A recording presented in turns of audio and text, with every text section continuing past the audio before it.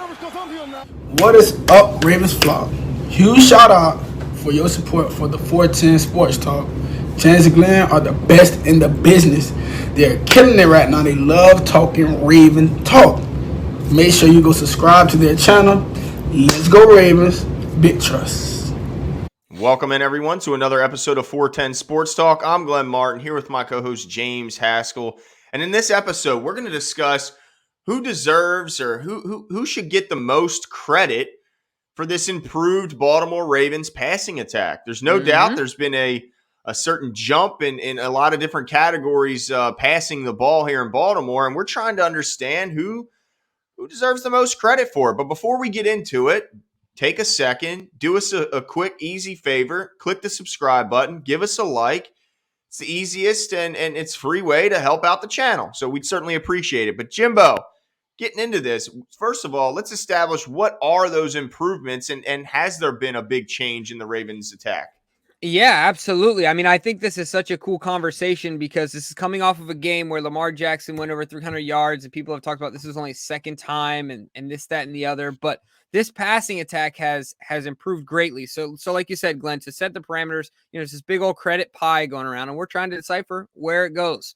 So, schematically, we're going to talk about the coaching staff, T. Martin, Keith Williams, and then obviously Greg Roman. And then the improvement of a Lamar Jackson.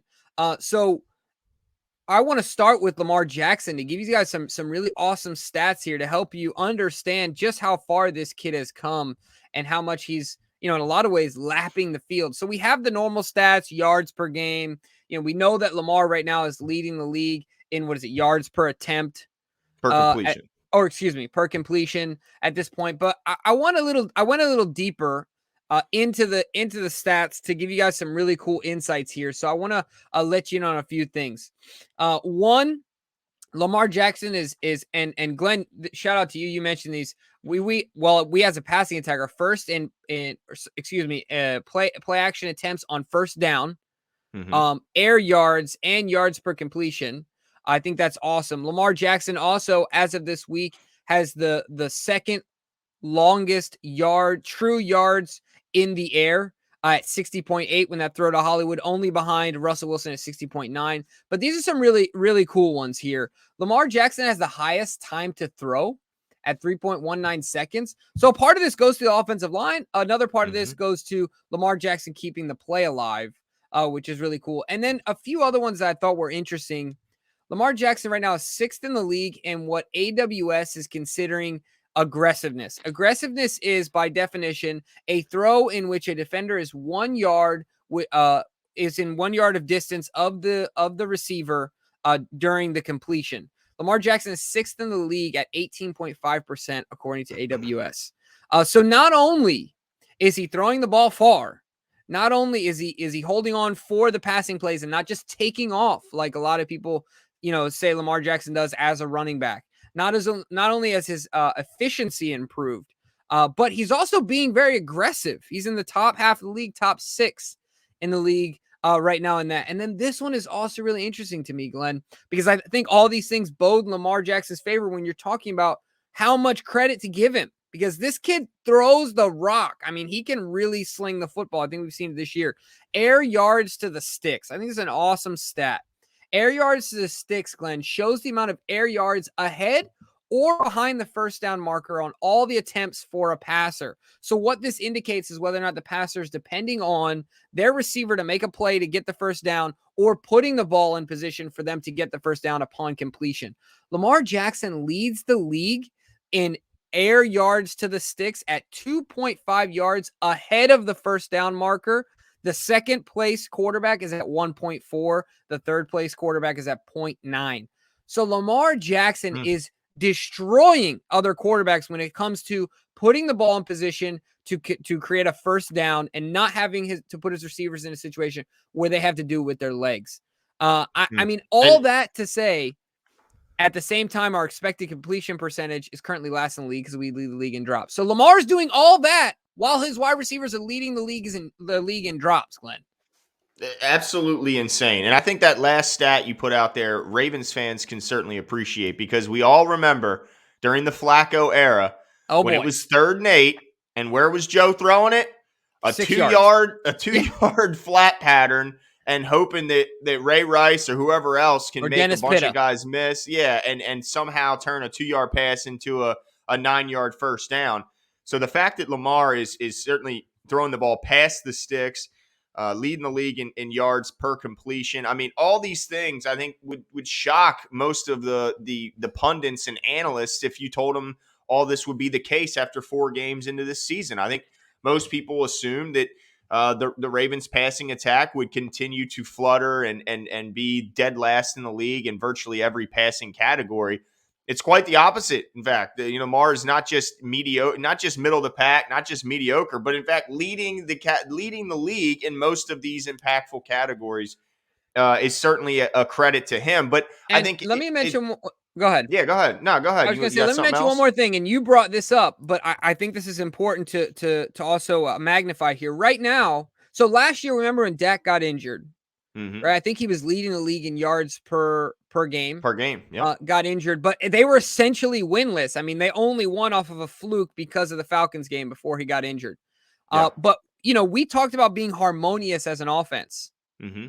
and right now our offense is the definition of harmonious because the world is turned upside down, right? Like at this point, we currently we average more passing yards per game than the Dallas Cowboys. Now they average more rushing yards per game than us right now, which is certainly interesting to see. But Mm-hmm. to me, the harmony between our passing and our rushing, the edge might have come off a little bit, but the vast improvement to the passing game is really what's creating that harmony. I think it's so cool because while these statistics, you can look at them and break them down, the point is that they equate into wins, Mm-hmm. right? That's what they're doing, and that's where the harmony really comes into play here. I just think Lamar is what can't this kid do, Glenn? I mean, what else can you say about Lamar Jackson that's bad? I mean, believe me, the haters will find some sliver, some statistics, some this, some that. They will find something to criticize. But I want to talk about like who gets. Obviously Lamar Jackson deserves a ton of that credit Mm-hmm. pie you were talking about. He certainly deserves a very very large slice. But going past that, how much credit is given to Greg Roman versus Mm-hmm. T. Martin and versus Keith Williams? I think those guys certainly factor into this. And this is, I think we're seeing, kind of a byproduct of why the Ravens decided to address that area of their coaching staff and why they brought in guys with great reputations from the college ranks as well as from the private coaching ranks in Keith Williams and what he's done outside of the NFL and outside of college and working with these receivers on a personal level. But I think this is finally what the Ravens were. I think this is what the Ravens were hoping that would happen when they brought in, particularly T. Martin in this regard. That I think he is the most responsible for the improvements in the passing scheme. I think that Greg Roman is obviously this is his offense, and this is he's the play caller on game day.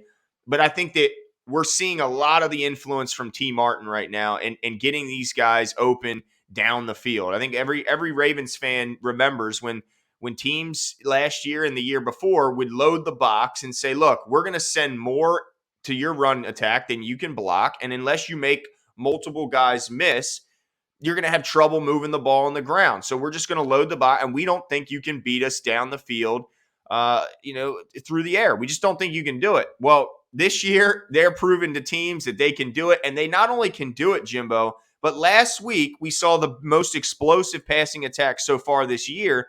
And they did it against a Broncos defense, a Broncos secondary that was voted in the offseason as being the number one secondary unit in all of football.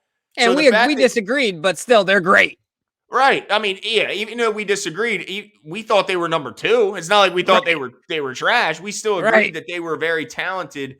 And, there's just no doubting that. They're deep at corner, and they might have the best secondary tandem in the entire league. And they're led by a head coach whose background is defense. So the fact that the Ravens were able to do that against such a talented defense. Oh, and by the way, they have Von Miller rushing the passer. So, which obviously helps your secondary. So it just shows that they can do, if they can do it against that team, they can do it against any team. And I think that the NFL teams around the league should start getting really, really nervous, because before the MO was, well, if you can just slow down that rushing attack, which was a horse of an issue by itself. Like, not many teams, I don't care if you knew what the Ravens were doing, you couldn't stop that rush attack. Well, let's say they have the horses to do it. Let's say they have the scheme to do it. Well, that's not, now you need to worry about this downfield passing attack that's going to just open up that run game. So I really think that you got to credit a bunch of guys for this evolution of this passing attack. And I think T. Martin deserves a big chunk of that credit pie. Yeah, no, I agree with you 100%. One of the things I want to know from you, Glenn, is how much of T and Keith coming in, how much of that helped the mental game of these wide receivers as far as their confidence, but not just their confidence, their accountability and responsibility in this offense, right? Knowing that they have a huge impact and a huge role to play, but also that they should be confident in what they're doing. I feel like mentally these guys are different than they have been in years past.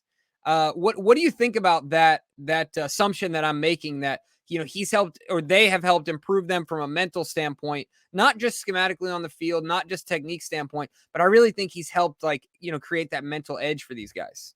I think that's an awesome point. I think that's where the credit goes to Keith Williams, right? I think we can credit T. Martin a little more in the schematic landscape, but then you look right to T. Martin. We talk all the time on this show about how much confidence makes an athlete play better or worse if he has lack of confidence.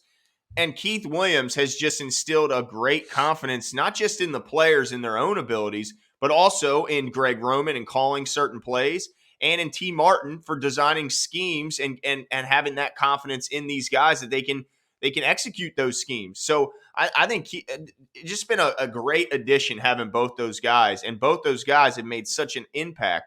And Keith Williams, knowing that these guys, it's just, they take it so much more seriously, is what we kept hearing from camp, from players coming out of camp, is that every rep in practice matters. Every route you run with a purpose. I mean, every detail is taken advantage of it. And we hear about those unique drills they're using with the soccer balls, and everything is just, it's just totally different here in Baltimore since those guys have been brought in.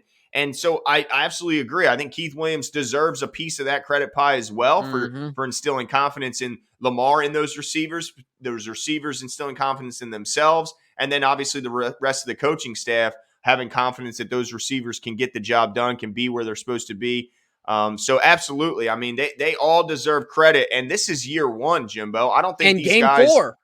Yeah, this is game 4 of year one. So It's just scratching imagine, the surface. Exactly. And let's not forget, they got some more horses coming back. Rashad Bateman, the number 1 pick on this team, is coming back. And I think he's going to take this team to a whole nother level with his route running, his consistency with his hands, the ability to win 50-50 balls. This team, it's really it's going to be fun to watch where they go down the stretch and how good they can be once playoff time comes around. Yeah, man, I can't wait. I just think it's every way you slice it. They are a well-oiled machine from Lamar's improvement. We can see that in the statistics. You can see that with the eye test, the way the football comes out of his hand, and the confidence that he has pushing the ball down the field. Schematically, I think that has a part to play in the yards past the sticks, as well as Lamar putting the ball in the right position. But they're absolute well-oiled machine. And then to what you talked about, T and Keith, from a scheme standpoint and creating separation for these guys. I mean, you can see it from top to bottom, and you touched on this, but you go from Hollywood all the way down to James Prochet. All of them have vastly improved. I mean, obviously, I think that coaches really make their hay when the 4th and the 5th guy really starts contributing, right? Like Duvernay and James. But all of these guys from A to Z have improved drastically since these guys have come on board. And I think it's the scheme, I think it's Lamar, and then I think it's the confidence is everything. So it's just been so awesome to watch. We're really looking forward to it. Well, let me ask you one other thing, because we didn't talk about Roman. I want to give him some credit. We got to, right? Yeah, in the offseason, we wondered, will Roman be open to these, the new suggestions, the new ideas? Will Rome fall? Can Greg Roman accept input from other guys, or is he, like most coaches in the NFL, too rigid and too conceited or too arrogant? Look at Vic Fangio. Yeah, there you go. I mean, is he too arrogant to accept the help of others to improve in maybe some areas where he's, has some deficiencies. And I think he's done that. It's clear on the field. And look, when he's the one making these calls. He's the one calling all these first down passes, these first down play actions. He's the one making these calls. So while he's certainly been helped in the scheme and the players have been helped in their individual jobs, we got to give credit to Greg Roman as well for calling great games and for accepting help in getting this passing scheme, where it needs to be in the event that the opposing defense is able to take away the run attack. Yeah, I'm disappointed in myself. I feel like you the other day when you forgot the game was at 4:30 and you were like, how pathetic. I feel like that right now based on the fact that I was going to skip Greg Roman. Absolutely. I mean, 100%. I couldn't agree with you more because we kind of turned into de facto, Greg supporters. It wasn't that we were I don't dislike Greg. In fact, I think he might be the best OC for Lamar Jackson in the NFL. Mm-hmm. We were already kind of there, and now people are starting to come along, watching this guy dial it up, man. He's looking like the mad scientist up there, taking a little bit of this, a little bit of that, throwing it in the black cauldron and seeing what comes out. Right. Mm-hmm. Yep. And everything's been coming out smelling like roses so far. So, I think he deserves a lion's share of the credit as well. Greg Roman has been balling out from the booth, and man, I'm so excited this offense has got me so rejuvenated because it looks different than 19, but it has so much more potential. Mm-hmm. And can be so much more dangerous. So let us know what your guys' thoughts are. Are you as hyped as us? Who deserves the most credit here? Is it all on Lamar? You camp Lamar, and is he doing so despite deficiencies? Are you more on the scheme side? Do you kind of see it down the middle like we do? Where are you on the spectrum? Who deserves the largest piece of pie? Let us know. Like Glenn said, hit the subscribe button.